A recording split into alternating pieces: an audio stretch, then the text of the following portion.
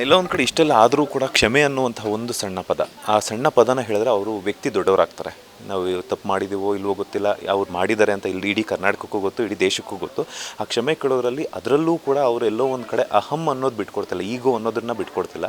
Supreme court ಮತ್ತೊಂದು ಕಡೆ ಏನಂತಂದರೆ ಕರ್ನಾಟಕದಲ್ಲಿ ರಿಲೀಸ್ ಮಾಡಬೇಕು ಅನ್ನೋವಂಥ ಒಂದು ಆದೇಶವನ್ನು ಹೊರಡಿಸಿದೆ. ಸೊ ಕನ್ನಡ ಈಗಾಗಲೇ ನೀವು ಹೇಳಿದಾಗಲೇ ರಿವ್ಯೂ ಬಂದಿಲ್ಲ.